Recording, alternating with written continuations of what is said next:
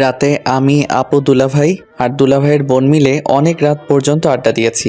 তাই ভাবলাম সকাল 10টার আগে হয়তো আর ঘুম ভাঙবে না। মনে সুখে ঘুমিয়ে পড়লাম। ও মা, সকাল 6টা বাজতে না বাজতেই আমার ফোনে একের পর এক রিং বেজে চলেছে। সকাল সকাল মনটা একদম খারাপ করে দিল। যাই হোক, নাম্বার না দেখে ফোন রিসিভ করলাম, বাট আমি হ্যালো বলার আগেই ওপাশ থেকে বকাঝকা শুরু করে দিয়েছে। আমি বিছানা থেকে হুড়মুড় করে উঠে বসলাম। কণ্ঠটা চেনা চেনা লাগলো, তাই ফোনের স্ক্রিনের দিকে তাকিয়ে দেখি কুত্তি নামে সেভ করা। তার মানে আমার বেস্ট ফ্রেন্ড জান্নাত ফোন দিয়েছে। কি হয়েছে বল? এভাবে বলছিস কেন? আমি তোর বাসার নিচে দাঁড়িয়ে আছি, তাড়াতাড়ি বের হ। পারবো না রে দোস্ত, আম্মু ডাকতেছে, বাসায় অনেক কাজ। বুঝতেই তো পারছিস, বাসায় মেহমান আসছে। তোর আম্মু তোকে ডাকতেছে। রে। আচ্ছা, তোর আম্মুর কি ডায়াবেটিক্স আছে? কেন? তোর আব্বুরও তো আছে, তাই না? কদিন পরে আমারও হবে। তো কি হয়েছে? আচ্ছা এটা বল, তুই এগুলো জিজ্ঞেস করছিস কেন? তোর আব্বু আম্মুকে তো আমি এখন রাস্তা দিয়ে দৌড়াতে দেখলাম, একসাথে হাঁপাতে হাঁপাতে আমাকে এটাও বলেছে, কি মা কেমন আছো? তাহলে কি আমি ভুল দেখেছি বা ভুল শুনেছি? আমি চুপ করে বসে রইলাম। শয়তান মেয়েটা বাহিরে আব্বু আম্মুকে দেখে নিয়েছে। এখন কি বলি? কি হলো, চুপ কেন? মানে হয়েছে কি? এত কিছু শুনতে চাইনি, তুই নিচে আসবি নাকি আমি উপরে আসবো? না না, তুই নিচেই থাক। আপু আসছে কালকে, আর তুই আমার সাথে যে ব্যবহার দেখাচ্ছিস, যেন মনে হয় তুই আমার বিয়ে করা বউ। আচ্ছা তাহলে তুই আয়। ওকে, আসতেছি। 5 মিনিট দাঁড়া, আমি 10 মিনিটে রেডি হয়ে আসছি। গুনে গুনে আধা ঘন্টা পর বের হয়েছি। এতক্ষণ শুধু জানালার ফাঁকা জায়গা দিয়ে জান্নাতের অপেক্ষা করতে করতে কেমন ছটফট করছে এগুলো দেখলাম। নিচে নামতেই জান্নাত আমার শার্টের কলারটা চেপে ধরলো। আজ কেমন যেন জান্নাতকে একটু বেশি সুন্দর লাগছিল।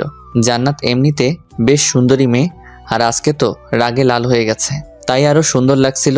জান্নাত বলে উঠল, কুত্তা, আমাকে এতক্ষণ অপেক্ষা করালি কেন? আর বলিস না, বাসায় দুলাভাই আসছে, এটা নিশ্চয়ই জানিস। তো বের হতে যাব, এমন সময় দুলাভাই এসে হাজির। আমাকে বলে, হ্যাঁ কোথায় যাও এত সকালে? কি করতে যাও? নানা রকমের প্রশ্নের উত্তর দিয়ে আসতে লেট হয়ে গেছে, সরি। বুঝেছি। কি বুঝলি? এই যে এত মিথ্যা কথা তো ঠোঁটের ডগায় থাকে। আচ্ছা চল, অনেক দেরি হয়ে যাচ্ছে, বেচারাটা হয়তো অপেক্ষা করতে করতে শেষ হয়ে যাচ্ছে। ওয়েট, এই বেচারাটাকে? ও বুঝেছি, আজকে আবার নতুন কারোর সাথে দেখা করতে যাচ্ছিস। হুম, বুঝে গেছিস তাহলে।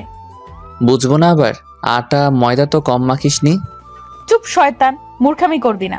এগুলো হলো মেকআপ, কোনো আটা ময়দা না। হুম, জানি। আচ্ছা এটা যেন তোর কত নাম্বার রিলেশন? 16 নাম্বার। আচ্ছা এটা বল, 16 জনের মধ্যে তোর সব থেকে বেশি কতদিন রিলেশন ছিল? একদিন 3 ঘন্টা 45 সেকেন্ড। এটাই সর্বোচ্চ রিলেশন? কি করব বল, যার সাথে ফ্রি ভাবে কথা বলি তার সাথে ঝগড়া শুরু করে দিই, অবশেষে রাগ কন্ট্রোল করতে না পেরে ব্রেকআপ করে দিই। কিন্তু দেখ, তোর আর আমার কতদিনের ফ্রেন্ডশিপ, আজ পর্যন্ত ঝগড়া হয়নি। কি বললি আবার বলতো? ঠিক তা না, ঝগড়া হয় ঠিক আছে, কিন্তু আমি জানি তুই কিছু মাইন্ড করিস না। তুই ওরকম ছেলেই না। ও আচ্ছা, আমি ওরকম ছেলেই না। তবে কি রকম ছেলে শুনি? এখন দেখছি আমাকে নিয়েও গবেষণা করা শুরু করে দিয়েছিস। বেশি কথা না বলে তাড়াতাড়ি পা চালা, এমনিতেই অনেক দেরি হয়ে গেছে। আজকে ফার্স্ট মিট ওর সাথে, তাই আর দেরি করা যাবে না। রেস্টুরেন্টে গিয়ে দেখি জান্নাতের সাথে দেখা করবে বলে ছেলেটা বসে আছে। ছেলেটা জান্নাতকে দেখেই হাঁ করে এক দৃষ্টিতে তাকিয়ে রয়েছে। আমি বললাম, কি ভাই, এত সুন্দরী মেয়ে আগে কখনো দেখেননি বুঝি? না ভাই, আগে এত সুন্দর মেয়ে কখনো দেখিনি। পরি, একদম পরি। ছেলেটা জান্নাতের গুণগান করা শুরু করলো। এক কথায় ন্যাকামো যাকে বলে। ছেলেটি জান্নাতকে বলে, তোমার ঠোঁটের নিচের তিলটা অনেক সুন্দর, চোখ নাক ঠোঁট তো মাশাল্লাহ, চুলগুলো তো অনেক লম্বা লম্বা দেখা যাচ্ছে। জান্নাতের দিকে তাকাতেই দেখি এত প্রশংসা শুনে আরো বেশি করে ভাব নিচ্ছে। অবশ্য ছেলেটা ঠিকই বলেছে। এতদিন তো ভেবেছি জান্নাতের এসব কিছু শুধু আমার একারই ভালো লাগে, তবে এখন দেখছি এগুলো তো সবার নজরে। কিন্তু এসব কিছু আর সহ্য হচ্ছে না, তাই ছেলেটাকে বললাম, আরে ভাই আপনি কি একটু থামবেন? ছেলেটা চুপ হয়ে গেল। জান্নাতকে বললাম, ছেলে পছন্দ হয়নি, ওঠো এখান থেকে। কেন, কি হয়েছে? ভালোই তো আছে। মিষ্টি মিষ্টি কথা বললেই তো তোর কাছে ভালো, কিন্তু এরকম ন্যাকামো করা ছেলেদেরকে আমার একদমই পছন্দ না। তুই পছন্দ করে কি করবি? রিলেশন তো আমি করব। ও আচ্ছা, রিলেশন তুই করবি, আমার কি তাই না? তাহলে আমাকে সকাল সকাল ঘুম থেকে তুলে এখানে নিয়ে আসলি কেন? আমাকে কি তোর বডিগার্ড পাইছিস? তোর বাপে আমাকে টাকা দিয়ে রাখছে তোর দেখাশোনা করার জন্য। আরও অনেক কথা শুনিয়ে রেস্টুরেন্ট থেকে বেরিয়ে পড়লাম। বের হতেই দেখি পিছন পিছন জান্নাতও চলে আসছে। আমি আবারও বলতে লাগলাম, কি আসতেছিস কেন? যা না পিরিত কর গিয়ে। আরও কিছু বলতে যাব কিন্তু জান্নাত আমার মুখ চেপে ধরে বলল, চুপ শয়তান, অনেক কথা শুনিয়েছিস, আর না, আর একটা কথা বললে খুন করে ফেলবো এই বলে দিলাম।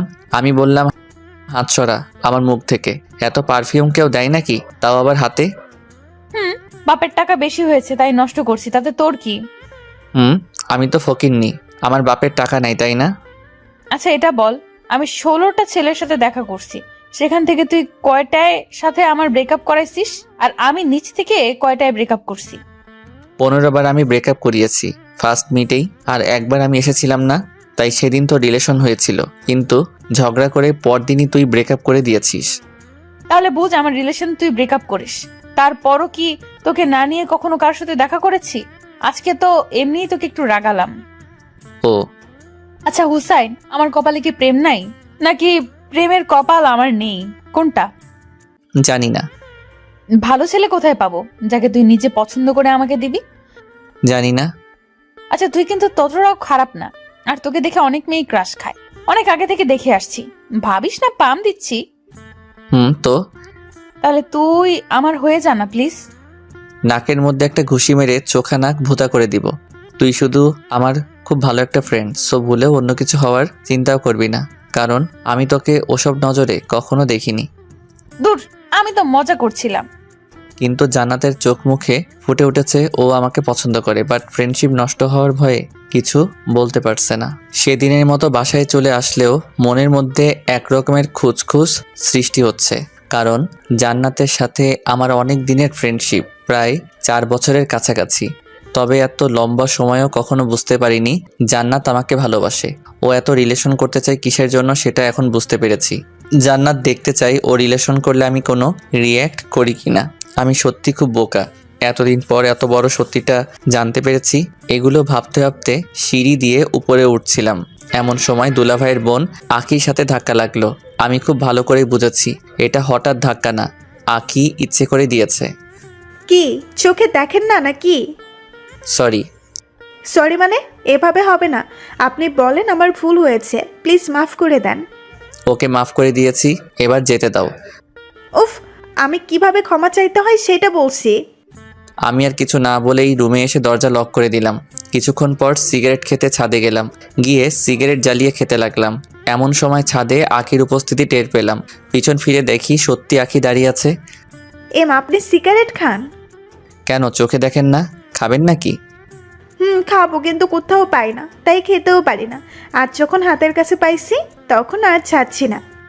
ওকে আসো, খেয়ে নাও। আখির হাতে সিগারেট ধরিয়ে দিলাম। আখির হাত রীতিমতো কাঁপতে শুরু করে দিয়েছে। হইছে হইছে, আর খেতে হবে না, বুঝে গেছি তুমি কত পারবে। এই বলে আখির হাত থেকে সিগারেটটা নিয়ে আমি খেতে লাগলাম, আর ওর দিকে তাকিয়ে হাসতে থাকলাম। রাগে আখির চোখ মুখ লাল হয়ে গেছে। হঠাৎ করেই আমার হাত থেকে সিগারেট মুখে নিয়ে জোরে একটা টান মারল আখি। এরপর কি আর বলবো, 80 বছরের বুড়ার মতো কাশতে শুরু করলো। কাশতে কাশতে শ্বাস নিতেও পারছে না।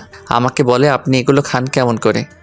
শয়তান, আগুন দেখে ভয় পায় আর আগুন মুখে নিয়েছো, তাহলে তো এরকম হবেই তাই না? কি আমাকে শয়তান বললেন? আমি কখন তোমাকে শয়তান বললাম? আপনার কথাই বুঝে নিয়েছি। ও তাই বুঝি। আমি আজকেই ভাইয়াকে বলে দেব আপনি সিগারেট খান। তোমার ভাই আমার সাথে বসে সিগারেট খায়, ওকে? আর তুমি যে একটু আগে সিগারেট টানছিলে ওইটা আমি ভিডিও করে রেখেছি। এমনকি তুমি শুরু থেকে শেষ পর্যন্ত যা কিছু বলেছো বা করেছো সব ভিডিও করা শেষ। তখন আখি নিজেরই মাথার চুল টানতে টানতে নিচে চলে যায়। আমি আবার মনের সুখে সিগারেট টানতে থাকলাম। এমন সময় কুত্তিটার ফোন, সরি জান্নাতের ফোন। 8-9 বার ফোন দেওয়ার পর রিসিভ করলাম। হ্যালো, কি হয়েছে বল? এমন ভাবে কথা বলছিস কেন? ওকে বাবা, সরি, এবার বলেন। ফোন ধরতে লেট করলি কেন? বাথরুমে ছিলাম তাই।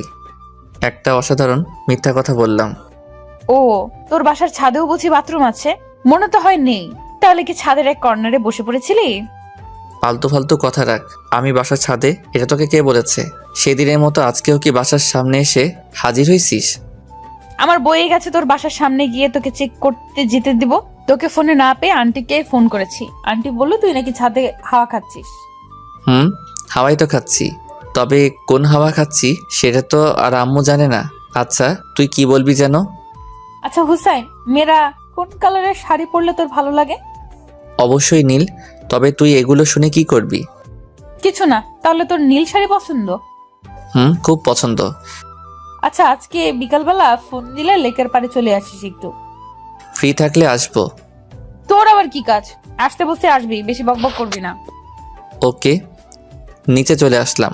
আমার রুমে কেমন যেন রুমটা অগোছালো হয়ে আছে। অনেক দিন হলো রুমটাকেও পরিষ্কার করিনি। আর আমি তাই আখিকে ডাক দিয়ে বললাম, আমি বাহিরে যাচ্ছি, আমার রুমটা সুন্দর করে গুছিয়ে রেখো, আমি এসে দেখব। বাহ, আপনার সাহস আছে বলতে হবে। আমার রুম আম্মুকে দিয়ে গুছাই আর আপনি আমাকে বলছেন? তাছাড়া আমি এই বাসার মেহমান, সো আমাকে এইসব বলে লাভ নেই। আমি গেলাম। ও কাজ করবে না তাহলে? না, করবো না তো। তো আমি সিগারেট খাওয়ার ভিডিওটা সবাইকে দেখিয়ে আসি। প্লিজ না না, এরকম করবেন না, ভাইয়া আমাকে একদম মেরে ফেলবে। তাহলে চুপচাপ আমি যে কাজগুলো দিয়েছি ওগুলো করতে থাকো। অসহায় অবশ একটা মেয়ে পেয়ে এইরকম অত্যাচার। চুপ, তুমি অবুঝ। তাড়াতাড়ি কাজ শেষ করো, আমি একটু পরেই আসছি। আমি চলেই যাচ্ছিলাম, এমন সময় আঁকি গুনগুন করে বলতে থাকলো, এই জন্য ছেলেদের বিশ্বাস করতে নেই। আমি ওর কথায় কান্না দিয়ে বাইরে চলে আসলাম ফ্রেন্ডদের সাথে আড্ডা দিতে। তবে আমার সব ফ্রেন্ড কিছুদিন হলো সবাই খারাপ নেশায় আসক্ত হয়ে গেছে। কেউ প্রেমে ব্যর্থ হয়ে, আবার কেউ কেউ শখের বশে খেতে গিয়ে নেশায় আসক্ত হয়ে গেছে। মানুষ মাত্রই অভ্যাসের দাস। আপনি কিছুদিন একটা কাজ করবেন, হোক সেটা ভালো কিংবা খারাপ, সেটার প্রতি আপনি একটু হলেও আসক্ত হয়ে পড়বেন। ফ্রেন্ডদের সাথে আড্ডা দিচ্ছি, এমন সময় জান্নাতের ফোন রিসিভ করতেই, কই রে তুই? এই তো বাহিরে ফ্রেন্ডের সাথে আড্ডা দিচ্ছি। তাড়াতাড়ি লেকের পাড়ে চলে আয়। আমি বাইক নিয়ে 5 মিনিটের মধ্যে লেকের পাড়ে পৌঁছে দেখতে পেলাম জান্নাত নীল শাড়ি পরে বসে আছে। জান্নাতকে দেখতে এতটাই সুন্দর লাগছিল যে আমি বাইক সহ মাটিতে পড়ে গেলাম। এটা দেখে জান্নাত হাসতে শুরু করে দিল। ওর হাসি দেখে আমার চোখ কপালে উঠে গেল। মানুষ এতটা সুন্দর করে হাসতে পারে জানা ছিল না। আমি বাইকটা তুলে হাত পা থেকে ধুলাবালি সরিয়ে জান্নাতের কাছে যেতে লাগলাম। যত কাছে যাচ্ছি ততই যেন বুকের ভিতর ঝড় উঠে যাচ্ছে। জান্নাতের পাশে বসে কোনো কথা না বলে এক দৃষ্টিতে জান্নাতকে মন ভরে দেখছি। কি হলো, এভাবে কি দেখছিস? তোকে দেখছি। ঠিক তখনই হালকা হিমেল হাওয়া বাতাসে জান্নাতের চুলগুলো আমার মুখের উপর আছড়ে পড়ল। জান্নাতের চুলের মাতাল করা সুঘ্রাণ আমাকে এক প্রকার পাগল করে দিচ্ছিল। আমি জান্নাতকে বললাম, আমি যদি এখন জ্ঞান হারিয়ে ফেলি তাহলে আমাকে একটু কষ্ট করে বাসায় দিয়ে আসিস তো। অবশ্যই। আর তুই আমার দিকে এভাবে ড্যাব ড্যাব করে তাকাবি না, আমার লজ্জা লাগে। এই বলে জান্নাত ওর হাত দিয়ে আমার চোখ দুটো ঢেকে দিল। কিছুক্ষণ এভাবে জান্নাতের পাশে চুপচাপ বসে থাকার পর জান্নাত বলে উঠল, কুত্তা, তোর কি আজকের দিনের কথা একটুও মনে নেই? আজকে কি যেন? আজকের এই দিনে তোর সাথে আমার পরিচয় হয়েছিল। গত 4 বছর আগে তোর ওয়ালেট হারিয়ে গিয়েছিল, আমি তোর ওয়ালেট খুঁজে দিয়েছিলাম। সেই দিন থেকেই আমাদের এতদিনের ফ্রেন্ডশিপ। তোর কি এগুলো কিছুই মনে নেই? আমি মাথা চুলকাতে চুলকাতে বললাম, হ্যাঁ আছে তো। বাল আছে। পচা কথা বলবি না। আচ্ছা এখন আমার যেতে হবে, আমি আজ উঠি। এত সহজে তো ছাড়ছি না। আজকে আমাদের ফ্রেন্ডশিপের 4 বছর পূর্ণ হলো, এজন্য তোকে আজ রেস্টুরেন্ট নিয়ে খাওয়াবো, যত পারিস পুরোটাই আমার ট্রিট। তাই? তাই এবার চল তো। না রে, আমার আজ সময় নেই। তোকে একটা চিরকুট দিব, এটা বাসায় গিয়ে খুলবি। আমি চিরকুট নিয়ে পকেটে যত্ন সহকারে রেখে দিয়ে বললাম, এবার চল। জান্নাত তখন আমার হাতে একটা ঘড়ি পেরিয়ে দিচ্ছে আর বলছে, ঘড়িটা আমি অনেক পছন্দ করে কিনেছি। ভেবেছি ঘড়িটা এমন একজনকে দিব যাকে আমি কখনো ভুলতে চাই না। তাকে ঘড়িটা দিলে সে একটু হলেও আমার কথা মনে রাখবে। আমি চুপচাপ জান্নাতের দিকে তাকিয়ে তাকিয়ে দেখছি কি সুন্দর ঠোঁট নাড়িয়ে কথা বলে। আমি বললাম, তোর জন্য তো কিছু আনতে পারিনি। তুই যেখানে এসেছিস সেটাই অনেক। তাই? আচ্ছা প্লিজ রেস্টুরেন্টে চল না। আমার বাসায় যেতে হবে, আমি গেলাম। এই বলে জান্নাত উঠে চলে যেতে লাগলো। আমি সেখানেই মন খারাপ করে চুপচাপ বসে রইলাম। কিছুক্ষণ পর আমার কাঁধে কে যেন হাত রেখেছে অনুভব করলাম। পিছন ফিরে দেখি জান্নাত। তুই তুই এখানে কি করিস? তোর তো বাসায় থাকার কথা। বাবা, এত রাগ? এতটাই রাগ, বাট আফসোস এই রাগ ভাঙানোর মানুষটা পেলাম না। কেন, আমি আছি কি করতে? আমার রাগ উঠার কারণটাই তো তুই। ও আচ্ছা, আগে জানতাম না, এখন বুঝিয়ে দিলি। ওকে, আমি সত্যি সত্যি চলে যাচ্ছি। জান্নাত আবারও চলে যাচ্ছিল। আমি জান্নাতের হাত ধরে হ্যাচকা টান দিয়ে আমার পাশে বসিয়ে জান্নাতের গালে ঠাস ঠাস করে 2টা থাপ্পড় দিলাম। তুই আমাকে মারলি কেন? আমি জান্নাতের প্রশ্নের উত্তর না দিয়ে চুপচাপ সেখান থেকে বাইক নিয়ে চলে যাচ্ছিলাম। এমন সময় জান্নাত বাইকের পিছনে উঠে বসলো। খুব ক্ষুধা লেগেছে, রেস্টুরেন্টে নিয়ে চল, খাবো। আমি মুচকি হেসে বললাম, গুড গার্ল। তুই আর কথা বলবি না, তুই আজকে আমাকে মারছিস, সো চুপচাপ গাড়ি চালা। আচ্ছা সরি। সরি মানে কি? হ্যাঁ, এই বলে আমার পিঠে ইচ্ছে মতো কিল ঘুষি মারতে লাগলো। তবে একটু ব্যথা লাগেনি, কারণ নরম হাতের ঘুষিগুলাও নরমই লাগছে। জান্নাতকে নিয়ে রেস্টুরেন্টে গেলাম। জান্নাত রেস্টুরেন্টে গিয়েই একের পর এক অর্ডার করতে থাকে। এরপর আস্তে আস্তে খাওয়া শুরু করলো। আমি এখনো খাওয়াই শুরু করিনি, এর মধ্যে ওর অর্ধেক খাওয়া শেষ। আমাকে বলে কি না আমি নাকি আস্তে আস্তে খাচ্ছি। কিছুক্ষণ পর আমার অনেক দিনের পুরনো এক ফ্রেন্ড ওর বউকে নিয়ে রেস্টুরেন্টে প্রবেশ করলো। এখন ওরা দেশের বাইরে থেকে কবে আসছে জানি না, তবে আমাকে দেখেই আমার দিকে ছুটে আসলো আর বলল, কিরে, কেমন আছিস? ও আমার কথা মনে আছে তাহলে? কাজের অনেক চাপ, তাই তেমন একটা খোঁজ খবর নিতে পারি না। ভালো। আচ্ছা দোস্ত, ভাবি কিন্তু অনেক কিউট। ভাবি মানে? তখন জান্নাত লজ্জায় মাথা নিচু করে ফেললো। আমি কিছু বলতে যাব এমন সময়, এই যে শুনেন, হোসাইন কিন্তু অনেক ভালো একটা ছেলে, কখনো কারোর সাথে রিলেশন করেনি। আমরা যখন একসাথে লেখাপড়া করেছি তখন হোসাইনকে অনেক মেয়ে অফার দিয়েছে, তবে ও কখনো এসব রিলেশনে যায়নি। তাই বলছি, এমন কোনো কাজ করবে না যাতে ও মনে কষ্ট পায়। জান্নাতকে উদ্দেশ্য করে বলল। জান্নাত মাথা নেড়ে হ্যাঁ বলল। আমি তো পুরো অবাক হয়ে গেলাম। আমার ফ্রেন্ডের সামনে এমন ভাব নিচ্ছে যেন সত্যি সত্যি ও আমার বিয়ে করা বউ। আচ্ছা থাক, পরে দেখা হবে, আজ একটু কাজে এসেছিলাম এখানে। আর জান্নাত, আপনাকে নীল শাড়িতে অনেক সুন্দর দেখাচ্ছে। ধন্যবাদ ভাইয়া। আমি ফ্রেন্ডকে বললাম, হয়েছে হয়েছে, আর চোখ লাগাতে হবে না।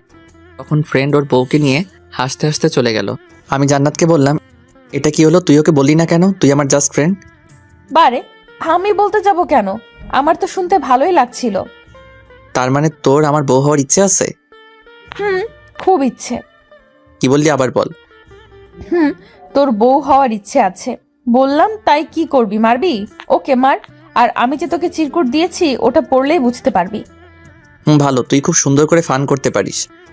তখন জান্নাত চুপ করে রইল আর আমার দিকে মায়াবী দৃষ্টিতে তাকিয়ে বলল, তোর এগুলো ফান মনে হচ্ছে? তাছাড়া কি। তখন জান্নাত আমাকে চমকে দিয়ে রেস্টুরেন্টের ভিতরেই চিৎকার চেঁচামেচি করে আমাকে বকাঝকা করতে শুরু করে দিল। এমনকি টেবিলে থাকা প্লেট গ্লাসগুলো দেয়ালে ছুঁড়ে ছুঁড়ে ভাঙতে শুরু করে দিল।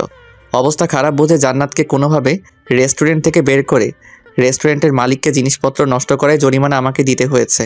এরপর জান্নাতকে বাসায় নামিয়ে দিয়ে আসলাম। রাস্তায়ও কোনো কথা বলেনি, আমিও কথা বলার আগ্রহ দেখাইনি। জান্নাতকে নামিয়ে দিয়ে বাইক নিয়ে বাসায় ফিরছি। আমাদের বাসার সামনে রাস্তার মোড়ে 2টা ছেলে একটা মেয়েকে নানা রকমভাবে ইফটিজিং করছে। দূর থেকে ভালোভাবে বুঝতে পারছি না মেয়েটাকে, তাই বাইক নিয়ে কাছে দেখেই যা দেখলাম তাতে আমার মনে হচ্ছিল রাগে হয়তো এখন আমার মাথা ফেটে রক্ত বের হবে। দেখলাম 2টা ছেলে আমার বাসার মেহমান আকিকে ইফটিজিং করছে। আকির গলার ওড়না ওই 2 ছেলের হাতে।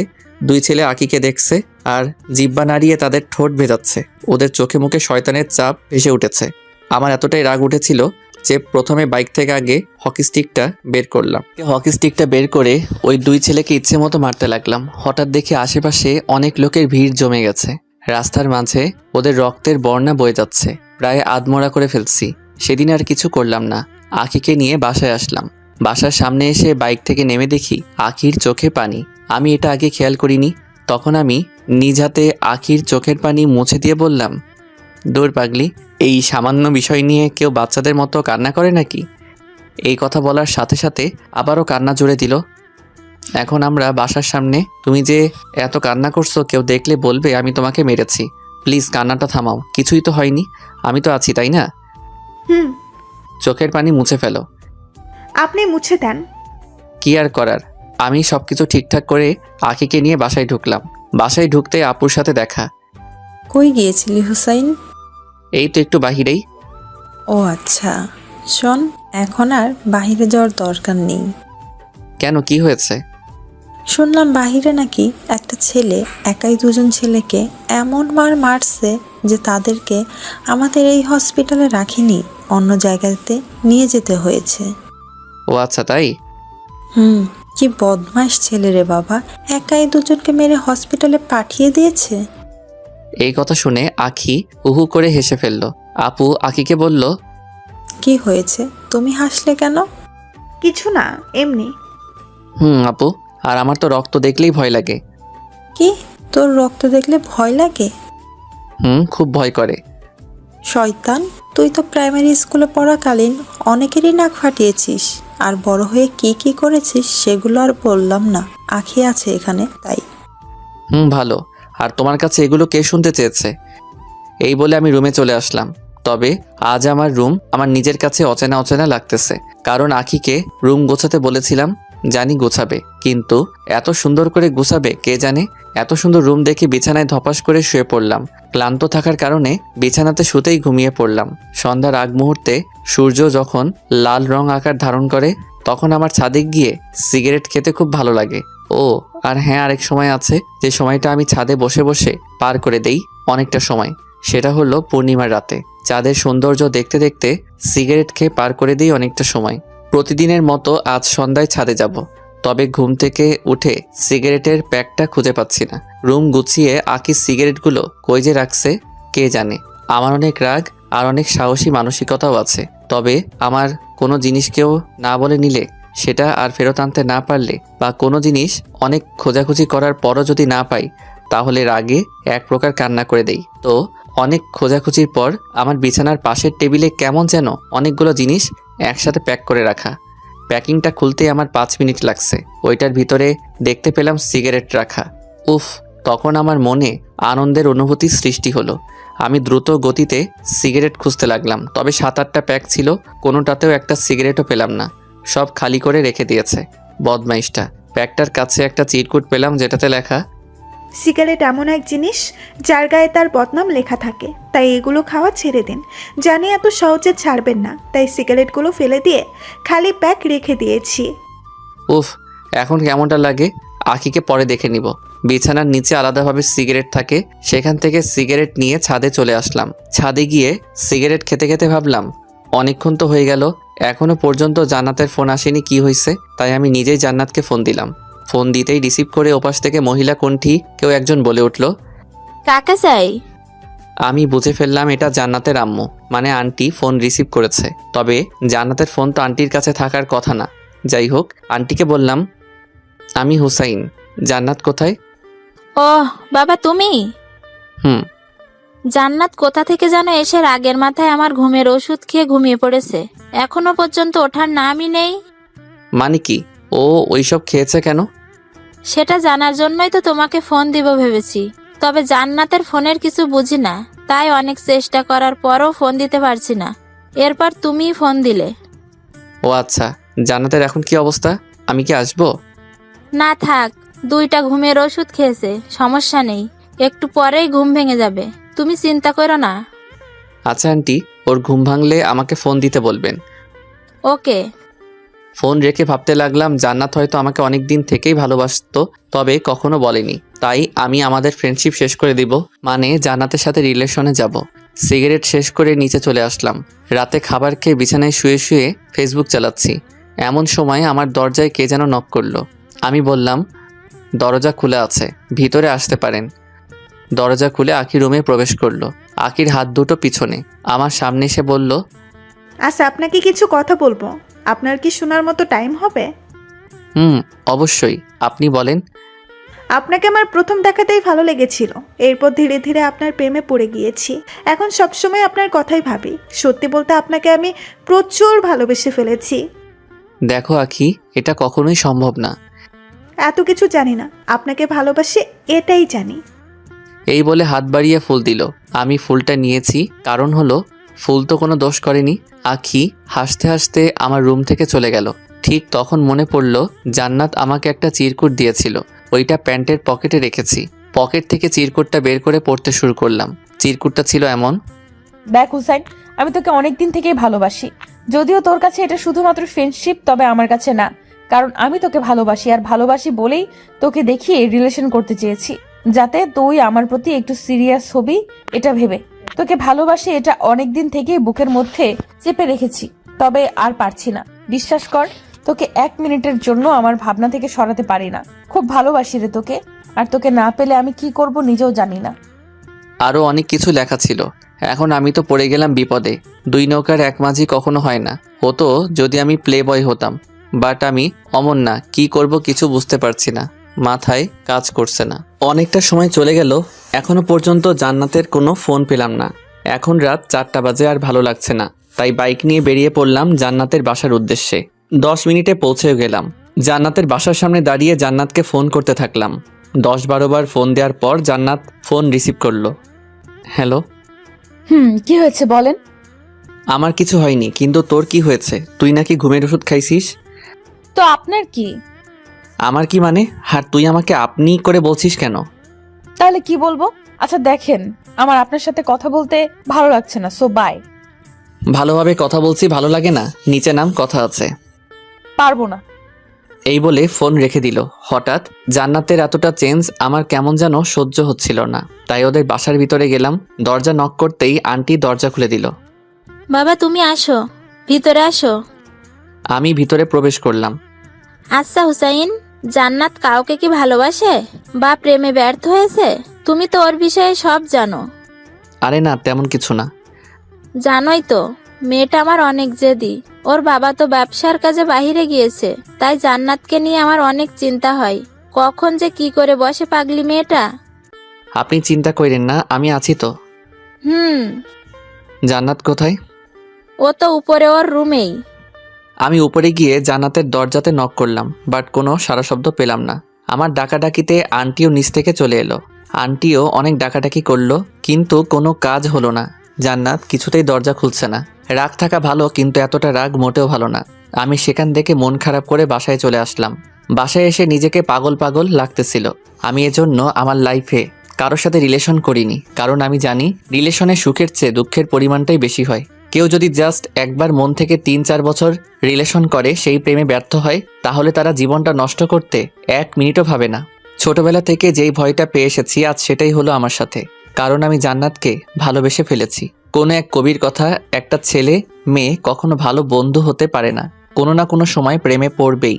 আমি জানি না কথাটা কতটুকু সত্যি, কিন্তু আমি জান্নাতকে অসম্ভব ভালোবেসে ফেলেছি, এইটুকু বলতে পারি। রাত প্রায় 10টা বাজলো বলে আমার মনটা ভীষণ খারাপ, তাই এক হাতে গিটার, অন্য হাতে সিগারেটের প্যাক নিয়ে ছাদে চলে আসলাম। আমি গিটারিস্ট, গিটার বাজাতে ভালোবাসি। প্রায় সময় ফেসবুক লাইভে আসি, কারণ আমার গিটার বাজানো অনেকেরই পছন্দ। এই গিটার বাজিয়ে ফেসবুকে কত মেয়ের প্রপোজ পেয়েছি হিসাব নেই। কিন্তু সত্যি বলতে, ভালোবাসায় বিশ্বাস না করা আমি আজকারও ভালোবাসার অভাবে ভুগছি। যাই হোক, আজকে আর লাইভে গেলাম না। আমাদের ছাদ থেকে চাঁদটা খুব সুন্দর দেখা যায়, তাই গিটার বাজিয়ে সিগারেট খাচ্ছি। এমন সময় ছাদে আঁখি আসলো। তখন মাথাটা পুরো গরম হয়ে গেল। এমনিতেই মন ভালো না, এখন এসে ন্যাকামো করবে, বলবে সিগারেট খেও না, এই কইরো না, ওই কইরো না, বিরক্তিকর। মেহমান বলে কিছু বলতেও পারি না, দাঁত কামড়ে রাগটা আটকিয়ে রাখি। আঁখি এসে ঠিক আমার সামনে বসলো। চাঁদটা ঢেকে দিয়ে, সামনে থেকে সরে বসো, চাঁদ দেখতে দাও। চাঁদ দেখতে হবে না, এখন থেকে আমিই তোমার চাঁদ। তখন আঁখি আবারও বলল, আমি থাকতে তোমার কোনো চিন্তাই নেই। তুমি একবার পড়ো, 1000 বার পড়ো, আমি তোমাকে তুলে নেব। এখন আপনারাই বলেন, এরকম ন্যাকামো কি সহ্য করা যায়? এমনিতেই অনেক ডিপ্রেশনের মাঝে আছি। যদি এতই ভালোবাসতে তাহলে পড়তেই দিতে না। হয়েছে হয়েছে, ন্যাকামো রাখো আর আমার সামনে থেকে সরে বসো। না শুনলে কি করবে? কি করব শুনবা? বলো। তোমাকে ছাদ থেকে ধাক্কা দিয়ে নিচে ফেলে দিব। কি বিশ্বাস হয় না? এই বলে আমি চেয়ারে একটু নড়ে চড়ে বসলাম। আঁখি ভয় পেয়ে হুড়মুড় করে সেখান থেকে উঠে অন্য জায়গাতে চলে গেল। আঁখি দূর থেকে বলল, আপনি এমন কেন? কেমন? খুব পচা আপনি, শুধু শুধু ভয় দেখালেন। শুধু শুধু না, কাছে আসলেই বুঝবা। শুধু শুধু নাকি সত্যি সত্যি? আঁখি আর কিছু না বলে নিচে চলে গেল। বেচারিটা হয়তো অনেক ভয় পেয়েছে। আঁখি চলে যাওয়ার পর আবারও সেই ডিপ্রেশন মোডে চলে গেলাম। তাই নিচে রুমে চলে আসলাম, কিন্তু কিছু ভালো লাগছে না। আমার এক ফ্রেন্ড বলেছিল ও নাকি কি যেন এক নেশা করে, যেটা একবার খেলে নাকি অনেক সময়ের জন্য সব কষ্ট ভুলে থাকা যায়। জীবনের প্রথমবার নেশার জগতে পা রাখতেছি। সেই ফ্রেন্ডকে ফোন দিয়ে বুঝিয়ে বললাম, ওগুলো আছে? আছে। কেন? খাবো। ওকে ব্রাদার, চলে আয়। আম্মুর 1000টা বারণ থাকা সত্ত্বেও বাইক নিয়ে বেরিয়ে পড়লাম।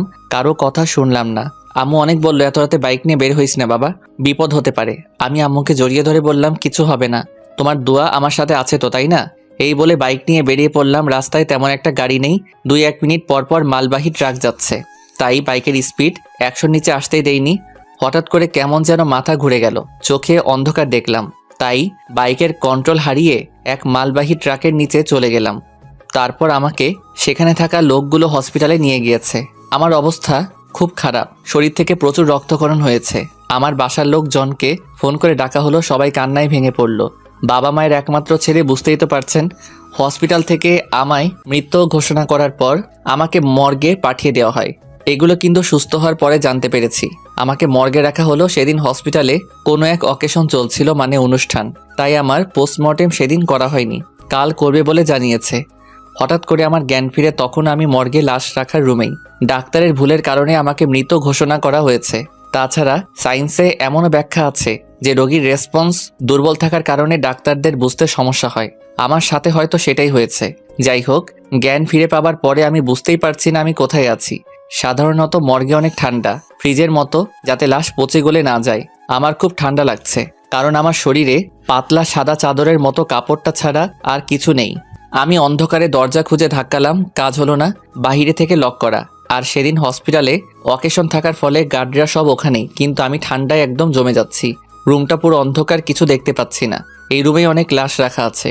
আমি তাদের শরীরের চাদরের মতো কাপড়গুলো একসাথে করে আমার গায়ে জড়িয়ে নিলাম। তবে আমি তখনও বুঝিনি এটা কিসের কাপড়, হাতের কাছে যা পেয়েছি তাই কুড়িয়ে নিয়েছি। তখনও আমার মাথায় জান্নাতের কথা ঘুরপাক খাচ্ছে, আর ভাবছি কখন যে সকাল হবে।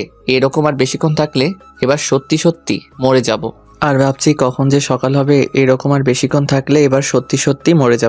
মর্গে অসহায়ের মতো ঠান্ডায় কাঁপতে কাঁপতে আবারও জ্ঞান হারিয়ে ফেললাম। সকালের আগেই জ্ঞান ফিরে পেলাম। মর্গের উপরে ছোট জানালা দিয়ে দিনের আলো দেখা যাচ্ছে। আলো দেখে আমার দেহে যেন প্রাণ ফিরে পেলাম। কিছুক্ষণ পর মর্গের এক গার্ড এসে দরজাটা খুলতেই আমি উঠে দাঁড়িয়ে তার দিকে ছুটে যাই। এটা দেখে সেই গার্ডটা ভয় পেয়ে দরজাটা আবারও লাগিয়ে দিয়ে দৌড়ে চলে যায়।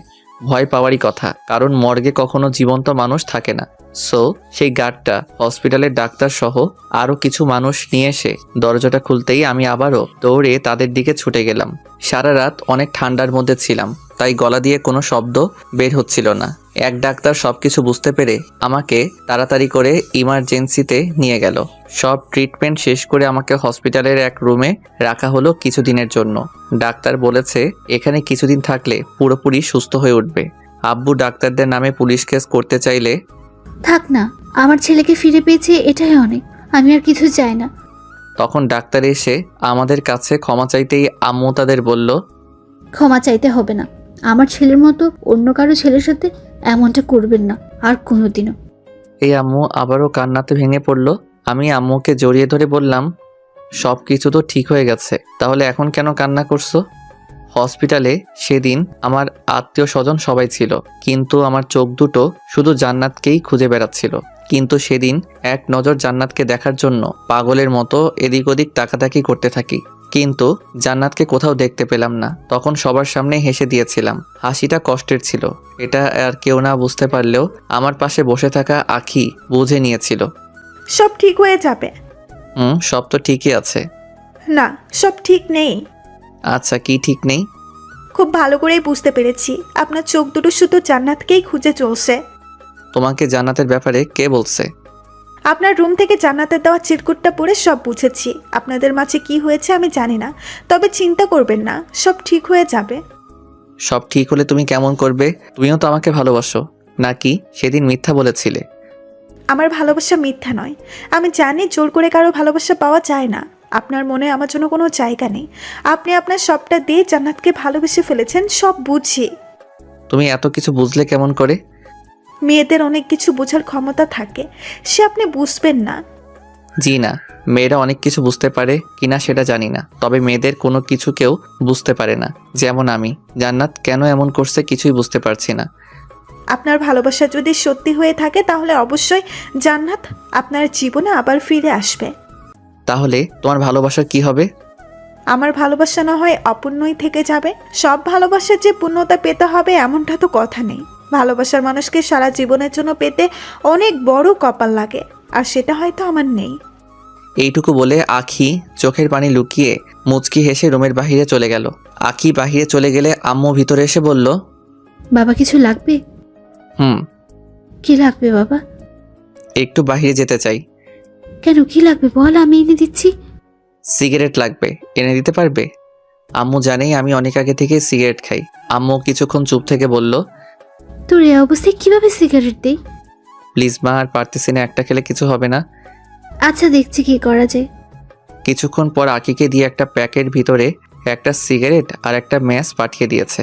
এসব দেখে আখি বলে উঠল, আপনার তুলনা হয় না। আপনার আম্মুর সাথে আপনি এতটা ফ্রি আগে জানতাম না। হুম। আমি আস্তে আস্তে উঠে ওয়াশরুমে গিয়ে সিগারেট খেয়ে আসলাম। এইভাবে 2 দিন চলে গেল। ডাক্তার এসে বলল, হোসাইন ঠিক হয়ে গিয়েছে, তবে কিছু ঔষধ লিখে দিচ্ছি, ওগুলো ঠিক মতো কিছুদিন খেলে পুরোপুরি সুস্থ হয়ে উঠবে। আচ্ছা, আমার ছেলেকে বাসায় নিয়ে যেতে পারবো কবে? কাল সকালে, তবে আজ বিকেলেও নিয়ে যেতে পারেন, সমস্যা নেই। কখন বাসায় যেতে চাও বাবা? এখনই যাব। এখন যেতে পারবে না। আচ্ছা তাহলে আমরা বিকেলের দিকে বাসায় যাব। আমি মাথা নেড়ে হ্যাঁ বললাম। বিকেলের দিকে আমাকে বাসায় নিয়ে আসা হলো। সন্ধ্যার দিকে জান্নাতের কথা খুব মনে পড়ছিল। শরীরটাও তেমনভাবে ঠিক হয়নি। আমি সকল রাগ অভিমান ভুলে পায়ে হেঁটে জান্নাতের বাসার উদ্দেশ্যে বেরিয়ে পড়লাম। জান্নাতের বাসার সামনে যেতেই দেখতে পেলাম জান্নাতের রুমের লাইট অফ, কিন্তু এখন জান্নাতের রুমের লাইট অফ থাকার কথা না। আমি দরজাতে নক করার সাথে সাথে আন্টি দরজা খুলে দিল। তুমি অসুস্থ তো এত কষ্ট করে এখানে আসার কি দরকার ছিল? হসপিটালে আমাকে সবাই দেখতে এসেছিল, আপনিও ছিলেন, কিন্তু জান্নাত আসেনি কেন? ওর কি কোনো সমস্যা হয়েছে? আন্টির মুখের দিকে তাকিয়ে লক্ষ্য করলাম আন্টি কোনো কিছু আমার কাছ থেকে লুকাচ্ছে। না বাবা, তেমন কিছু না। আন্টি আমাকে নিয়ে জান্নাতের রুমে গেল। আন্টি লাইট অন করতে দেখতে পেলাম জান্নাত ঘুমাচ্ছে। তবে এটা সেই আগের জান্নাত না, অনেক শুকিয়ে গিয়েছে। চোখের নিচে কালো কালো ছাপ পড়ে গিয়েছে। আমি জান্নাতের পাশে বসে জান্নাতের মাথায় হাত রাখতেই ওর ঘুম ভেঙে গেল। জান্নাত বিছানায় উঠে বসে আমাকে বলল, কেমন আছিস? ভালো। তবে তোর এই অবস্থা কেন? এমনি, ও কিছু না, বাদ দে। আচ্ছা তোকে একটা কথা বলার ছিল। বল। 2 দিন পর আমার বিয়ে, সো আমার বিয়েতে তোকে কিন্তু আসতেই হবে। আমার মাথায় যেন আকাশ ভেঙে পড়ল। ডাক্তার বলেছিল আমি যেন কোনো কিছুর চাপ না নেই। আমি নিজেকে সামলে নিয়ে বললাম, এটা কবে ঠিক হলো কিছুই তো জানলাম না। আমাকে না জানিয়ে বিয়ে ঠিক করে ফেলেছিস। আজ আমি না আসলে হয়তো আমাকে ছাড়াই বিয়েটা করে ফেলতি।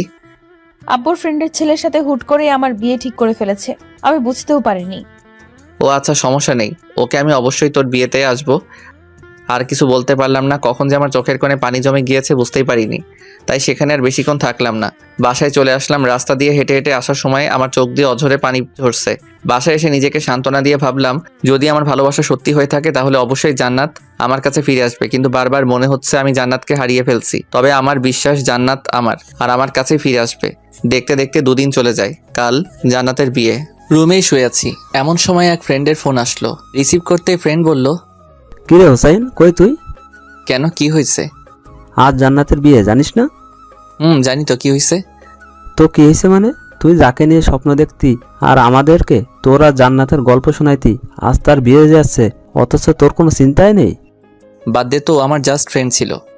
বোকা ভাবিস না, সব জানি। তুই বাসা থেকে বের হ, আমি সব রেডি করে রাখছি। মানে কি রেডি করে রাখছস? জান্নাতকে উঠিয়ে নিয়ে আসবো। না থাকলে, আর জান্নাত আমার সাথে কখনো আসবে না। আসবে না মানে? অজ্ঞান করে নিয়ে আসবো, ভাব নেওয়ার জায়গা পায় না মেয়েটা। আচ্ছা বাদ দে তো এসব, এখন রাখছি। এই বলে আমি ফোন রেখে দিলাম। এমন সময় আম্মু রুমে আসলো। কি হয়েছে? কই কিছু না তো। তাহলে তোর চোখ বেয়ে পানি পড়ছে কেন? ও খেয়ালই করিনি, হয়তো চোখে কিছু ঢুকেছে। দরজার পাশে দাঁড়িয়ে সব শুনেছি। তুই অনেক বড় হয়ে গেছিস। ছোটবেলায় তো পিঁপড়ের কামড় খেয়ে আমার কাছে এসে কান্না করতি, আর এখন এত বড় মাপের কষ্ট লুকিয়ে আমার সাথে দিব্যি হেসে হেসে কথা বলছিস। তখন আর নিজেকে আটকে রাখতে পারলাম না। আম্মুকে জড়িয়ে ধরে কান্নার সুরে বললাম, মা, জান্নাতকে খুব ভালোবেসে ফেলেছি, হয়তোবা নিজের থেকেও বেশি। তো চিন্তা কিসের? তোর ফ্রেন্ডের সাথে গিয়ে উঠিয়ে নিয়ে আয়, পরে যা হবে আমি বুঝবো। তবে তোর কষ্ট দেখতে রাখছি না। জান্নাত যদি জাস্ট একবার বলতো যে আমাকে ও এখনো ভালোবাসে, তাহলে জান্নাতকে আমার কাছ থেকে কেউ আলাদা করতে পারতো না। বাট ও তো এখন আমাকে সহ্যই করতে পারে না, তাই যা হবার হবে, সব ভাগ্যের উপর ছেড়ে দিয়েছি। তাহলে এখন কি করবি? কিছু না, ভাগ্যে যদি থাকে তো জান্নাত ফিরে আসবে, আর না থাকলে যাক, বাদ দাও। সে তুই যা ভালো বুঝিস কর, তবে এভাবে মনমরা হয়ে বসে থাকবি না, আমার খারাপ লাগে। ওকে। আম্মু চলে গেলে আবার আঁকি ভিতরে আসতে চাইলে আমি বললাম, বাহিরে আর কেউ আছে? না। আচ্ছা, এখানে কি ইন্টারভিউ চলছে নাকি যে একের পর এক আসছো? এভাবে বলছেন কেন? আচ্ছা চলে যাচ্ছি। না, কি বলবে বলে যাও। আজ আমি আমাদের বাসায় চলে যাচ্ছি, তাই বলতে আসছিলাম। এতক্ষণ আপনি আপনার আম্মুর সাথে কথা বললেন, তাই ভেতরে আসিনি। আঁকির কথা শুনে কিছুক্ষণ চুপচাপ বসে রইলাম, তারপর বললাম, আজকেই কেন যেতে হবে? আসছি তো অনেক দিন হলো। বাসা থেকে আম্মু ফোন দিয়েছিল, বললো বাসায় চলে আসতে। আজ তো যেতে পারবে না। কেন পারবো না? আজ জান্নাতের বিয়ে। তাই কি? তাই কি মানে? আমি কান্না করলে আমাকে সান্ত্বনা কে দিবে শুনি? আপনি বাচ্চাদের মতো কান্না করবেন? হুম। ওকে, তাহলে আপনার কান্না দেখতে আজ না হয় থেকে যাই, কি বলেন? থ্যাঙ্কস। চলে যাচ্ছিলাম, তাই আপনার জন্য একটা সিগারেটের প্যাক কিনে এনেছি। ভাবলাম এটা দিয়ে চলে যাব। কই দাও তাহলে। জি না, আজ তো যাওয়া হচ্ছে না, তাই কাল যাওয়ার সময় দিব। না, এখন এটা দাও, পরে না হয় আরেক প্যাকেট দিয়ে যাবে। ওকে। আঁকি সিগারেট দিয়ে চলে গেল। দিনটা কষ্টে কোনোভাবে কাটিয়ে নিলাম। জান্নাতকে হয়তো রাত 1টা-2টার দিকে ওদের বাসা থেকে নিয়ে যাবে বিয়ের সব কাজ সম্পন্ন করে। এখন সন্ধ্যা নেমে গিয়েছে। কষ্টটা যেন ধীরে ধীরে বেড়েই চলেছে। আজ সারাদিন আমার রুম থেকে বের হয়নি। জান্নাতকে শেষ একটি বারের জন্য দেখার জন্য মনটা পাগলের মতো ছটফট করছে। তাই দৌড়ে জান্নাতের বাসার দিকে ছুটে গেলাম। দূর থেকে বিয়ে বাড়ির হইচই শুনতে পেলাম। বুকের বাপাসটা কষ্টে যেন অবশ হয়ে যাচ্ছে। আমি আস্তে আস্তে জান্নাতদের বাসায় ঢুকলাম। বাসায় অনেক লোকজন। পরিচিত কাউকে খুঁজে পাচ্ছি না যে জান্নাতের কথা জিজ্ঞেস করব। হঠাৎ জান্নাতের এক মেয়ে ফ্রেন্ডকে দেখতে পেলাম। ওর নাম রূপা। রূপা আমাকে দেখতেই আমার দিকে ছুটে আসলো। হুসাইন ভাইয়া, আপনি এখানে কেন? জান্নাত তো উপরে। জান্নাত উপরে? আচ্ছা, আপনি নাকি মৃত থেকে জীবিত হয়েছেন? কে বলেছে এগুলো? এলাকার সবাই জানে, আমি জানবো না? ও, কিন্তু মৃত মানুষ কখনো জীবিত হয় না। আমার রেসপন্স দুর্বল ছিল, তাই অমনটা হয়েছিল। ও আচ্ছা, এখন বুঝলাম। বাট এই সামান্য কাহিনীকে লোকেরা রচনা করে ফেলেছে।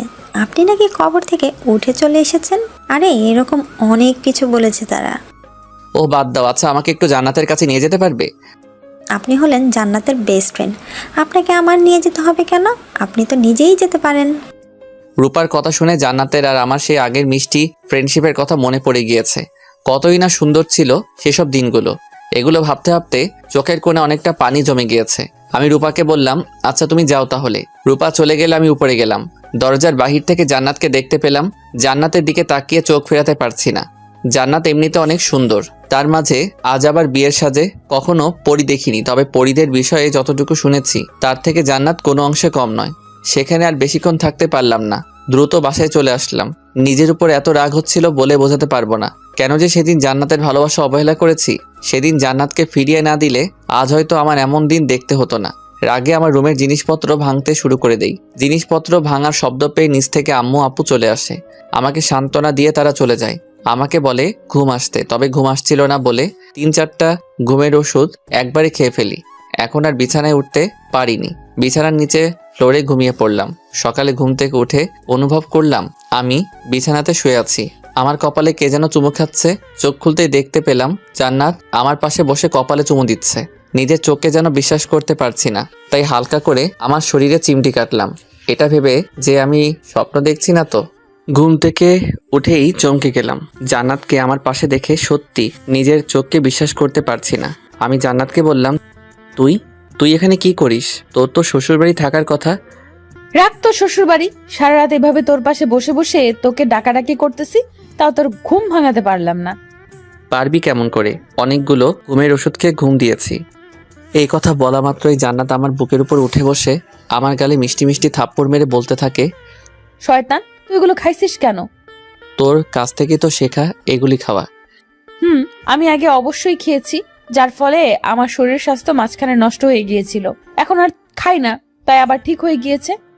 সেটা তো দেখতেই পারছি, তবে তুই এখানে কেন? তাহলে কোথায় থাকবো? শ্বশুর বাড়ি। আমার ভালোবাসা এত সস্তা মনে করিস? সস্তা না হলে বিয়ে করতে রাজি হয়েছিলি কেন? আবুর ফ্রেন্ডের ছেলের সাথে আমাকে জোর করে বিয়ে দিতে চেয়েছিল। আমি রাজি হয়েছি বলে আজ এখানে আসতে পেরেছি, না হলে না হলে কি? না হলে আমাকে আটকে রেখে জোর করে বিয়ে দিয়ে দিত। বুঝেছি, তবে আমাকে তো বলতে পারতি এসব কথা। বলবো কেন? তুই যে আমাকে প্রথমে অবহেলা করেছিস সেটা ভুলে গিয়েছি ভেবেছিস? কিচ্ছু ভুলিনি, তাই তোকে একটু শিক্ষা দিলাম। এটা একটু শিক্ষা, আর একটু হলে তো মরেই যেতাম। ভালো। ভালো। তবে তুই এখন আমার বুকের উপর থেকে নেমে অন্য জায়গাতে বস গিয়ে। জি না, আমি তোর বুকের উপরে বসে থাকবো। কি করবি তুই? সত্যি ব্যথা লাগতেছে, রাতে কিছু খাইনি। এমন সময় আকি রুমে আসলো, এসে বলল আমাকে আর জান্নাতকে আম্মু নিচে ডাকছে। জান্নাত আমার উপর থেকে উঠে বসে আকিকে বলল, তুমি তাহলে আখি? হুম। হুসাইনের মুখে তোমার কথা অনেক শুনেছি, যা শুনেছি তার থেকে কোনো অংশে কম নয়। অনেক সুন্দরী তুমি। কি যে বলেন আপু, আপনার সৌন্দর্যের মাঝে সকল সৌন্দর্য হার মেনে যাবে। আমি এতটাও সুন্দর না। আমি হুসাইনের কাছ থেকে শুনেছি তুমি নাকি হুসাইনকে লাইক করো। আকি চুপ করে রইলে জান্নাত বলল, তোমাকে হুসাইনের থেকে ভালো একটা ছেলে এনে দিব। আর হুসাইন কিন্তু বেশি একটা ভালো না, ওকে আমি খুব ভালোভাবেই চিনি। তবে মন থেকে ভালোবেসে ফেলেছি, কি আর করার, তাই ছুটে চলে আসলাম। ভালোই হয়েছে, আপনাকে ছাড়া উনি অনেক কষ্টে ছিল। আপনি আসাতে ওনার মুখে হাসি ফুটেছে দেখছি। আচ্ছা আমি নিচে গেলাম, আপনারা তাড়াতাড়ি করে নিচে আইসেন।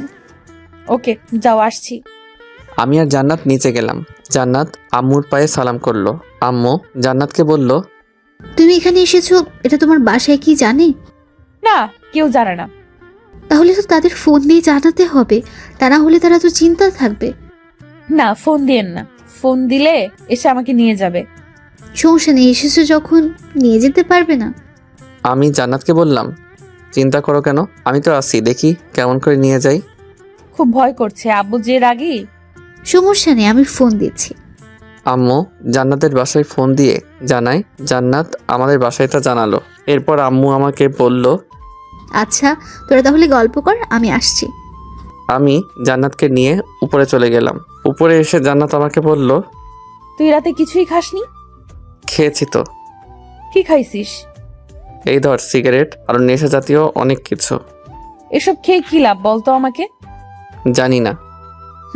ভালো, তুই থাক, আমি নিচ থেকে আসছি। কই যাস? নিচে। আবার পালিয়ে যাবি না তো? তখন জান্নাত আমার দিকে ভ্রু কুচকে কিছুক্ষণ তাকিয়ে থেকে আমাকে ভয় দেখিয়ে নিচে চলে গেল। কিছুক্ষণ পর আমার জন্য জান্নাত নুডলস করে নিয়ে এসে আমাকে খাইয়ে দিতে শুরু করলো। আমিও মনের সুখে খাওয়া শুরু করলাম। সব নুডলস কখন যে শেষ করে ফেলেছি নিজেও জানি না। আচ্ছা, নুডলস কে রান্না করেছে? কে আবার? আমি। ও খুব ভালো হয়েছে, প্লিজ আবার করে নিয়ে আসবি। ওকে, যাচ্ছি। জান্নাত আবারও নুডলস করে নিয়ে আসলো। আমি জান্নাতকে বললাম, তুমি রাতে কিছু খেয়েছো? চিন্তায় ভালো লাগে না, আবার খাওয়া। তার মানে রাতে কিছু খাওনি? না। এর জন্যই তোমাকে আবার নুডলস করে আনতে বলেছি। কেন, তুমি খাবে না? আর কত খাবো, অনেক খেয়েছি। এখন তুমি হাঁ করো, আমি খাইয়ে দিচ্ছি। খাওয়া শেষ করতেই জান্নাত আমার বুকের মধ্যে টি শার্টে মুখ মুছে বুকেই মাথা রেখে চুপচাপ বসে রইল। আমিও কিছু না বলে পাগড়িটাকে বুকে জড়িয়ে নিলাম। কিছুক্ষণ পর লক্ষ্য করলাম আমার টি শার্ট কেমন যেন ভেজা ভেজা লাগছে। জান্নাতের মাথা আমার বুকের উপর থেকে উঠাতে চাইলে জান্নাত আরো শক্ত করে আমাকে জড়িয়ে ধরলো। আমি কোনোভাবে জান্নাতের মাথা উঁচু করতেই দেখতে পেলাম জান্নাত কান্না করছে। কান্না করছো কেন? খুব ভয় করছে। কেন? কিছুক্ষণ পর যদি আব্বু এসে আমাকে নিয়ে যায়, যদি তোমাকে হারিয়ে ফেলি, তাহলে সত্যি সত্যি আমি কিন্তু সুইসাইড করবো, এটা জেনে রেখো। কি সব বলছো এগুলা? পাগল হয়ে গেছো নাকি? আর ভাবলে কেমন করে আমার কাছ থেকে তোমাকে কেউ আলাদা করতে পারবে? আসতে দাও তোমার ওই টাকলা বাপটাকে। তখনই নিচ থেকে আম্মু বলল, জান্নাতকে নিয়ে আয়, জান্নাতের বাবা এসেছে। জান্নাত আমাকে জড়িয়ে ধরে বলল, আমি যাব না, তুমি যাও। যাবে না মানে? এখন কিন্তু কোলে উঠিয়ে নিয়ে যাব। ওকে চলো, আমার বিশ্বাস আছে তোমার উপর। নিচে আসলাম জান্নাতকে নিয়ে, তবে জান্নাত আমার পিছনে মুখ লুকিয়ে লুকিয়ে আসতে থাকলো। নিচে যেতেই দেখি জান্নাতের বাবা সহ আরো অনেকে এসেছে। সাথে কাল যার সাথে জান্নাতের বিয়ে হওয়ার কথা ছিল সেও এসেছে, তাও আবার বিয়ের সাজে। ছেলেটার নাকি জান্নাতকে খুব পছন্দ হয়েছে, তাই কাল থেকে জামাই সেজে ঘুরছে। জান্নাতকে পেলেই নাকি বিয়ে করে ফেলবে, যেখানে পাবে সেখানেই। কি আজব ক্যারেক্টার। যাই হোক, জান্নাতের বাবা তো রাগে আগুন, কারো কথাই তিনি শুনছেন না। ওনার এক কথা জান্নাতকে না নিয়ে এখান থেকে যাবেই না। জান্নাতের বাবা জান্নাতকে বলছে, তুমি যদি আমার সাথে না আসো তাহলে আর কখনো আমার বাসায় তোমার কোনো জায়গা হবে না। এত বড় কথা শুনেও জান্নাতের শরীরের একটা লোমও নড়ল না, মানে কোনো রিয়াক্টই করলো না এই কথা শুনে। এটার মানে একটাই, জান্নাত আমাকে প্রচুর বিশ্বাস করে ফেলছে। তার সাথে আমার উপর অনেক আস্থা রেখেছে। জানি না এই বিশ্বাসের ঠিকঠাক মূল্য দিতে পারবো কিনা, তবে আমি পুরো চেষ্টা করব যাতে জান্নাতের কখনো এটা মনে না হয় যে সে ভুল মানুষকে ভালোবাসে। জান্নাতের বাবা আরও নানা রকম ইমোশনাল কথা বলতে থাকে। একসময় বিরক্ত হয়ে গেলাম, তাই আমি জান্নাতের বাবাকে বললাম, জান্নাতের গর্ভে আমার সন্তান আছে, সত্যিটা জানাতে দেরি করে ফেলেছি, তবে আজ বলতেই হচ্ছে, এখন আপনি নিয়ে যেতে পারেন। জান্নাতের বাবা তবুও জান্নাতকে নিয়ে যেতে চাইলে জান্নাতের সাথে বিয়ে হওয়ার কথা সেই ছেলেটা বলল। জান্নাতকে পছন্দ করেছি, ঠিক আছে, তবে অন্যের সন্তানের বাবা হতে যাব কেন? তবে যাওয়ার আগে আমাকে বুকে জড়িয়ে নিয়ে বলল, বড় ভাই, অনেক বড় ধোকা থেকে বাঁচিয়ে দিলে, অনেক অনেক ধন্যবাদ। ছেলেটা চলে গেলে জান্নাতের বাবা জান্নাতকে বলল, হোসাইন, এ কথা কি সত্যি? হুম। এরপর জান্নাতের বাবা আর কোনো কথা না বলে আমাদের বাসা থেকে চলে যায়। বাবা চলে যাওয়ার সাথে সাথে জান্নাত আমাকে শক্ত করে জড়িয়ে ধরল। বুঝতে পেরেছি জান্নাত এতক্ষণ অনেক ভয়ে ভয়ে ছিল। আম্মু আব্বু আমাদের বিয়ে আজকেই করিয়ে দিবে, হালকা অনুষ্ঠান করে বড় করে অনুষ্ঠান করবে। কিছুদিন পর জান্নাতের বাবার রাগটা মিটে গেলে এখন শুধু জান্নাতের পক্ষ থেকে জান্নাতের আম্মুই আসবে, আর কেউ না। বিয়েটা অবশেষে করেই ফেললাম। আমার সাথে চোখ রাঙিয়ে কথা বলা সেই জান্নাত বিয়ের পর এখন আমার দিকে তাকাতেই লজ্জায় লাল হয়ে যাচ্ছে। সারাটা দিন অনেক ধকল গিয়েছে, সিগারেট খাওয়ার টাইম পাইনি। বিয়ের কাজ শেষ হওয়ার পর আমি একটু ফ্রি হতে পেরেছি, তাই সুযোগটা মিস করলাম না। সিগারেটের প্যাক নিয়ে দৌড়ে ছাদে চলে গেলাম। পকেট থেকে সিগারেট বের করতে যাব, এমন সময় দেখি ছাদে আমার কিছু আত্মীয় স্বজন সন্ধ্যার হাওয়া খাচ্ছে। তারা আমাকে দেখলেই ডাক দিয়ে নানা রকম প্রশ্ন করবে, কারণ সারাদিন আমাকে খুঁজে পাইনি। তাই শব্দ ছাড়া আবার নিচে চলে আসলাম। এখন সিগারেট খাবো কোথায়, এই নিয়ে পড়ে গেলাম মহাচিন্তায়। নিচে অনেক লোক, তাই ভাবলাম বাসার বাহিরে গিয়ে সিগারেট খেয়ে আসবো। তাই নিচে এসে সবার চোখের আড়ালে আড়ালে গেটের সামনে আসলাম। চোখ বুজে বাহিরের দিকে দৌড় লাগাবো, এমন সময় পিছন থেকে কে যেন আমার হাত টেনে ধরেছে। পিছন ফিরে দেখি পাশের বাসার বুড়া দাদা। কি হয়েছে দাদা, কিছু বলবেন? দাদা বুড়া মানুষ, তাই একটা কথা বলতে সময় নেয় 3-4 মিনিট। এমনিতে সিগারেটের প্যারা, আবার কি এক জ্বালাতন রে বাবা। আমি আবারও বললাম, কি কিছু বলবেন? মেয়ে পছন্দ হয়েছে? প্রেম করে বিয়ে করেছি জানো না। ও, পেরাম কইরা বিয়া করছো? আচ্ছা এখন আমি আসি। আমি চলে যেতে চাইলে উনি আমার হাত আরও শক্ত করে চেপে ধরলো। কি যেন বলবে মনে হচ্ছে, কিন্তু ওনার একটা কথা বলতেই 2 মিনিট লাগে। 2 মিনিট পর দাদা, কোথায় যাও? একটু বাইরে যাচ্ছি। দাদা আমার হাত ছাড়ছেই না, তবে এখন আমি সিগারেট না খেয়ে থাকতেই পারছি না। তাই আমার আশেপাশে ঘুরতে থাকা কিছু আত্মীয় স্বজনকে ডাক দিলাম। কি হয়েছে হুসাইন? দাদা বলেছে যে ওনাকে নাকি ঠিকমতো কেউ আদর যত্ন করেনি। আমার একটু বাইরে কাজ আছে, আপনারা দাদাকে ঠিকঠাক যত্নার্তি করে নিয়ে আসেন। ওনারা দাদাকে বলল, কি দাদা, লজ্জা পাওয়ার কি আছে, আসেন আমাদের সাথে। এই বলে দাদাকে ওনারা নিয়ে গেল। যাক বাবা, বাঁচা গেল।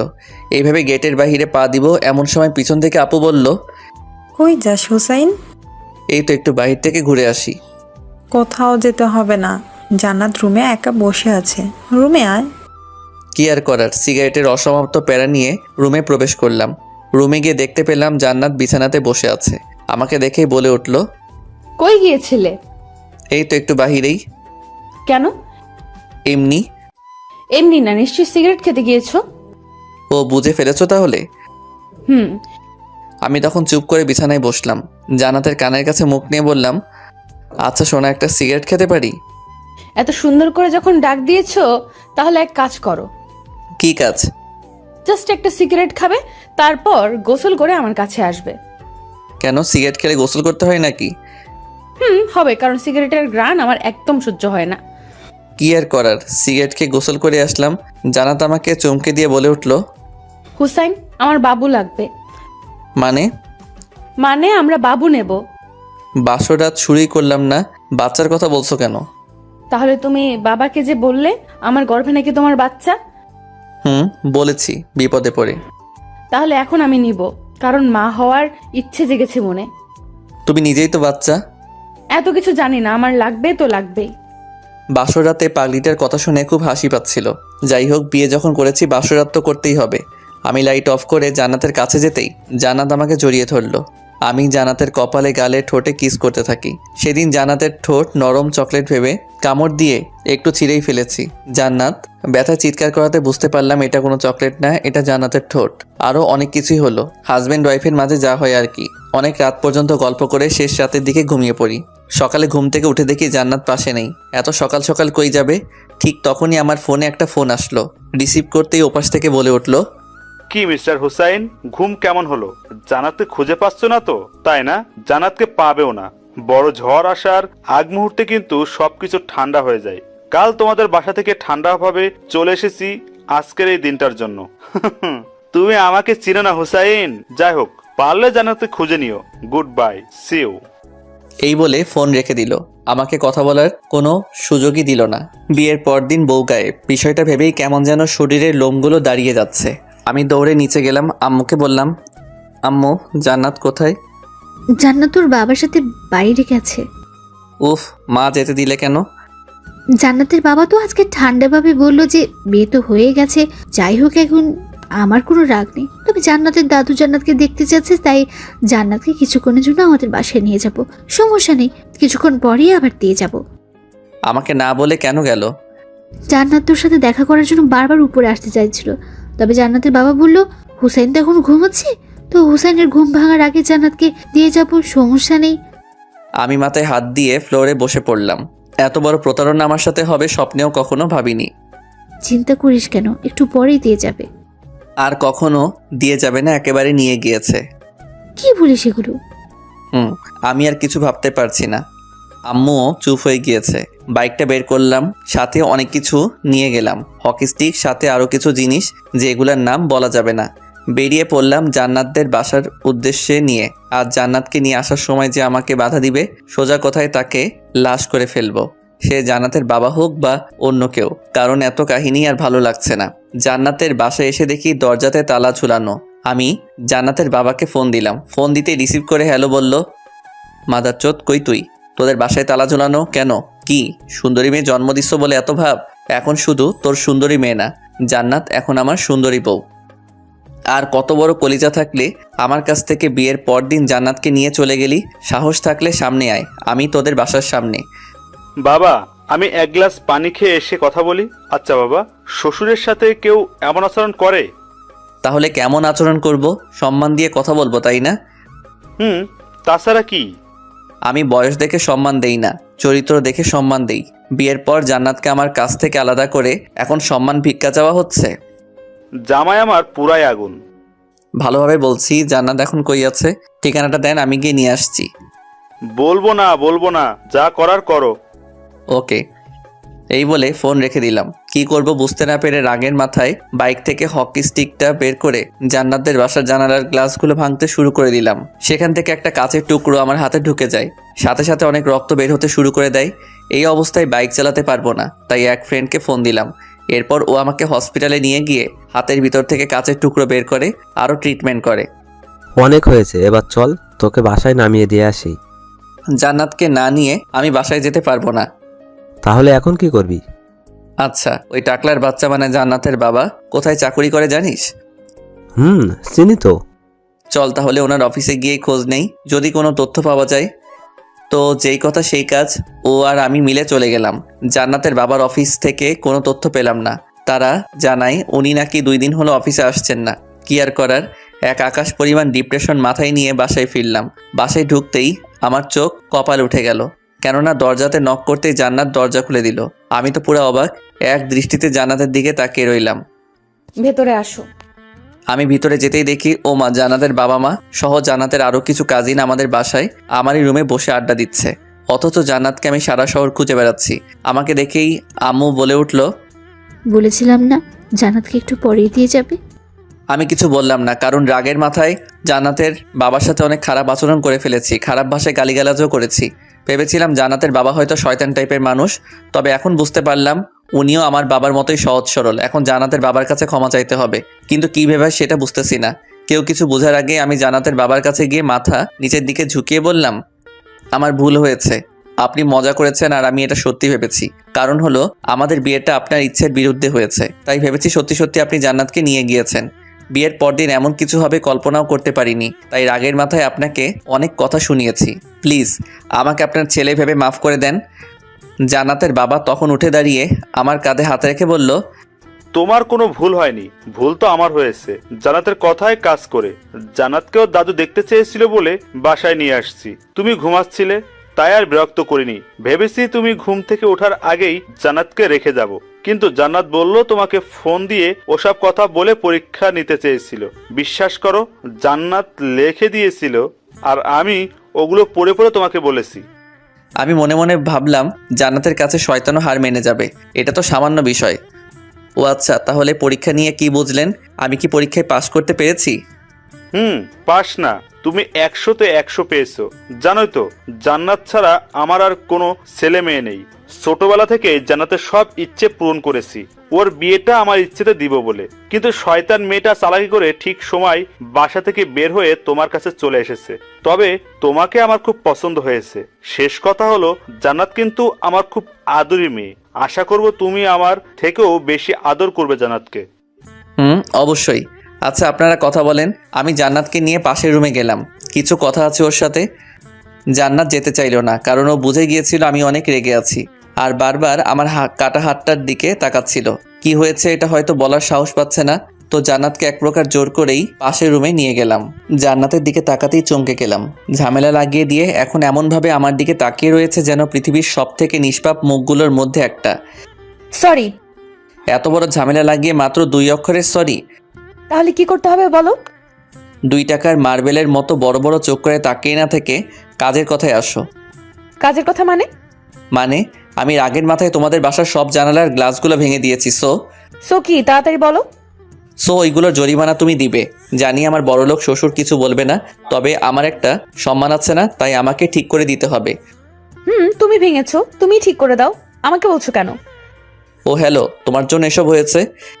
আমি কি তোমাকে আমাদের বাসার গ্লাসগুলো ভাঙতে বলেছি নাকি? আমার ঘুম পাচ্ছে, আম্মুর কোলে শুয়ে থাকবো, গেলাম। এই বলে জান্নাত পিছনে ফিরে চলে যেতে থাকলো। এই জান্নাত, শুনো তো। ওই জান্নাতের বাচ্চা, কানে শুনিস না নাকি? ও মা, জান্নাতের তো পিছনে তাকানোর নামই নেই, দূর চলেই গেল। ও হয়তো ভাবছে আমাকে বোকা বানিয়ে বেঁচে গিয়েছে। আমি আবারও জান্নাতকে ডাক দিতেই জান্নাত চোখ দিয়ে ইশারা করে আমাকে ওখানে যেতে বলছে। আমি ওখানে না গিয়ে রুমে এসে ভাব নিয়ে ফোনটা কানে নিয়ে বলতে থাকলাম, হ্যালো জানু, কি করছো? আচ্ছা, আজকে কোন কালারের শাড়ি পরেছো? জান্নাত এটা শোনা মাত্রই আমার দিকে দ্রুত ছুটে আসে, এসে আমার ঠিক পাশে দাঁড়িয়ে শোনার চেষ্টা করে আমি কার সাথে কথা বলছি। তখনই আমি রুমের মধ্যেই পায়চারি শুরু করে দিই। জান্নাত আমার পিছু পিছু ঘুরঘুর করতে থাকে।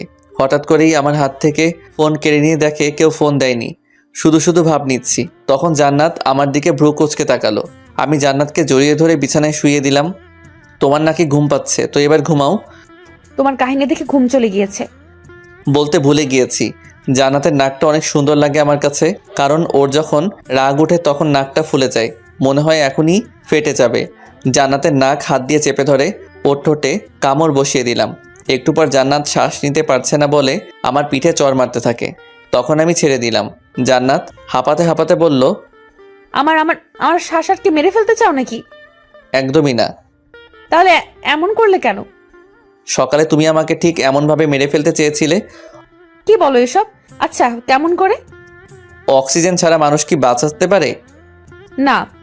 তুমি সকালে আমার কাছ থেকে দূরে চলে গিয়ে তোমার বাবাকে দিয়ে যখন ওই সব কিছু বলিয়েছ, বিশ্বাস করো তখন আমার শ্বাস নিতে খুব কষ্ট হচ্ছিল, কারণ তুমি আমার অক্সিজেন। এই কথা বলার সাথে সাথে ধপাস করে জান্নাত আমাকে বুকে জড়িয়ে শক্ত করে ধরে চেপে ধরে বলল, সরি, আর কখনো এমন করব না, প্রমিস। ভালো। আচ্ছা, এক কাজ করো। কি কাজ? আবারও আগের মতো আমার ঠোঁটে কামড় দিয়ে শ্বাস আটকে মেরে ফেলো। আবারও কিস খাওয়ার ধান্দা? খুব চালাক, তাই না? কিন্তু আগের বার শুধু উদাহরণ দিতে কিস করেছি, সো আর দিতে পারবো না। এখন কিস দিবি না? ওই তুই করে বলবি না? কি করবি তুই? 101 বার বলবো, তুই তুই তুই। মাত্র 4 বার হয়েছে, আরো 97 বার বল। এমন সময় পাশের রুম থেকে জান্নাতের বাবার ডাক শুনতে পেলাম। আজকে তাহলে আমরা আসি, কিছুদিন পর তোমাদের বিয়ের জন্য বড় করে অনুষ্ঠান পালন করব। ওকে। তবে অনেক চিন্তা হচ্ছিল, কারণ তারা তো বাসায় যেতেই দেখতে পারবে তাদের বাসার জানালার সব গ্লাস ভাঙা। সে যাই হোক, পরে দেখা যাবে।